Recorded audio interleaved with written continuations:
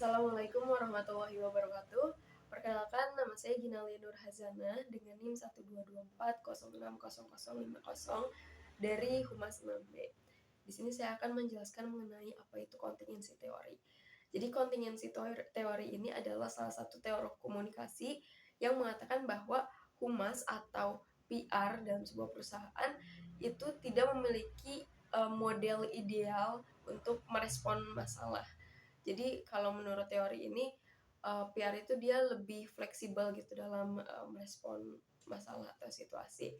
Makanya kemudian si teori ini tuh dia memiliki semacam spektrum atau yang kita sebut sebagai kontinum dengan dua kutub ekstrim. Yang satu ini adalah pure advokasi dan pure akomodasi.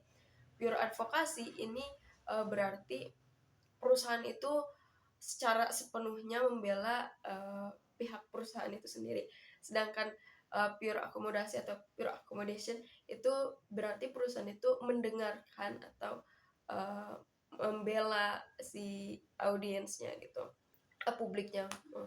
Dan seperti yang disampaikan tadi bahwa di teori ini karena dia bentuknya kontinum gitu, jadi tidak secara kaku harus pure advokasi atau pure akomodasi saja gitu. Itu bisa, posisi perusahaan itu bisa ada di tengah-tengah, bisa condong ke akomodasi tapi tidak sepenuhnya akomodasi, atau bisa condong ke advokasi tapi tidak sepenuhnya advokasi. Karena dalam teori ini ada beberapa variabel yang sebenarnya sangat dipertimbangkan gitu. Yang pertama adalah antecedent variabel. Itu overall dia tuh variabel-variabel internal gitu yang dipertimbangkan oleh perusahaan, seperti misalnya budaya perusahaan itu sendiri, terus nilai manajemen dari perusahaan itu, atau misalnya struktur dan teknologinya. Terus yang kedua ada mediating variable. Ini adalah faktor-faktor yang memediasi respon.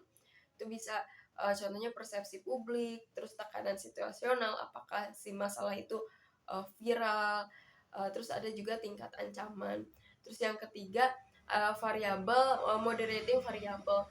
Itu adalah variabel-variabel yang dia itu kontekstual, tapi dia mempengaruhi gitu. Contohnya seperti karakteristik isu, terus sejarah hubungan gitu, apakah misalnya si perusahaan dengan publiknya ini punya track record hubungan ini baik atau enggak gitu.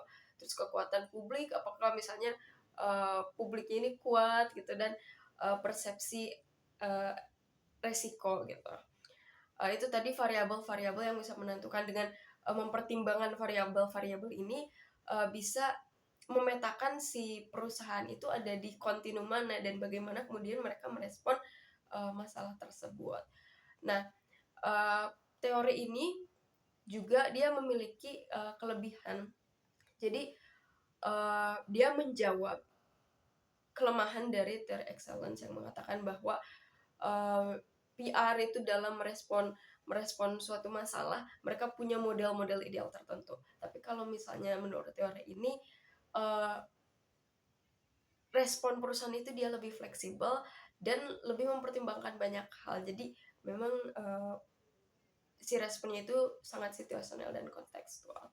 Seperti itu yang dapat saya sampaikan mengenai kontingensi teori. Wassalamualaikum warahmatullahi wabarakatuh.